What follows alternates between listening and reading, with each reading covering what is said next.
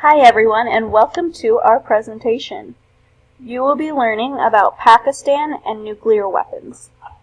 Peyton is going to start us off by describing and explaining what a nuclear weapon is. So what exactly is a nuclear bomb?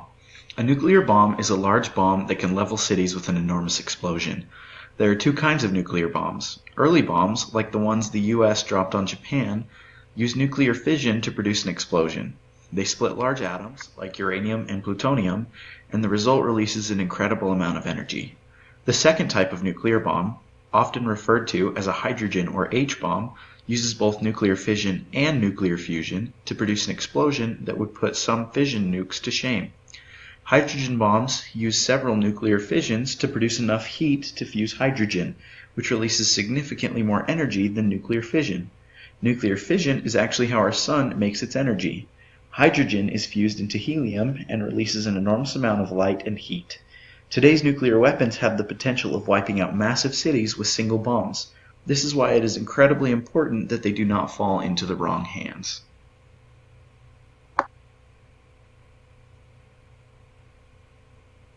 Thanks, Peyton. Next, we're going to hear from Anita, and she's going to explain why Pakistan would want their nukes.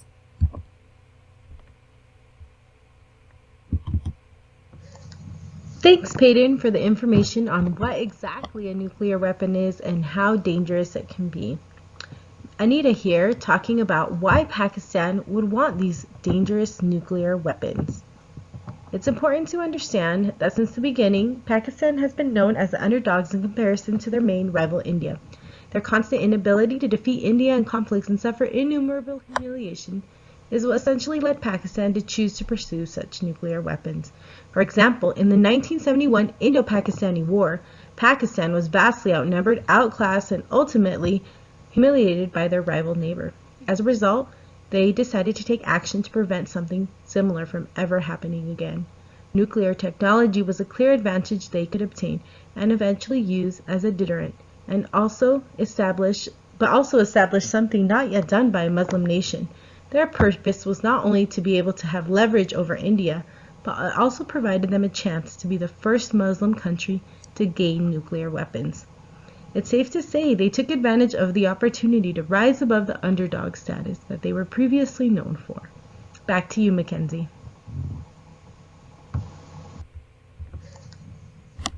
Thanks, Anita. Next, Anita is going to explain how Pakistan managed to fund the nukes that they had. Thanks, Mackenzie. Anita here again to talk about how Pakistan managed to fund their nuclear weapons. Now, we have understood why they wanted those nuclear weapons, but what's important and interesting is to understand how they managed to capitalize specifically off the Cold War, which essentially led them to have a large nuclear weaponry. Due to the tensions of the Cold War, there was less focus on what Pakistan's nuclear program was doing, and this allowed them to navigate the market to acquire the needed goods. For example, in the mid-1950s, President Eisenhower's Atoms for Peace initiative caught the attention of the Pakistani government.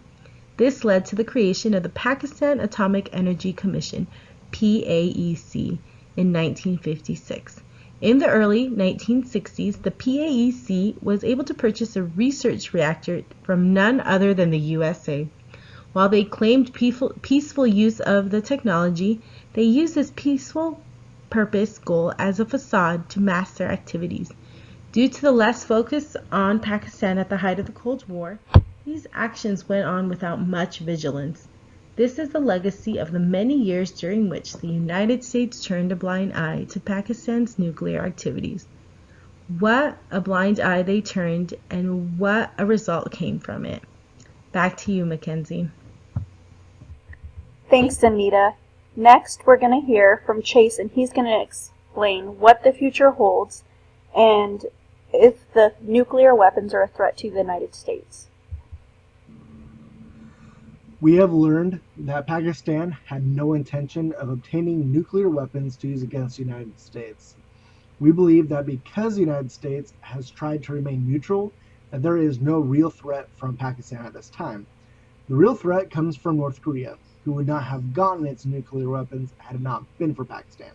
So, if we are sent into nuclear warfare with North Korea, in a way, it might be Pakistan's fault, but as far as a war with Pakistan itself, we do not see a current threat. From the research done, we obviously foresee Pakistan using its nuclear weapons against India if they ever felt the need to do so. Thanks everyone for joining us. We hope that you learned a lot about nuclear weapons in Pakistan and the threat that they play to the United States and where we go from here.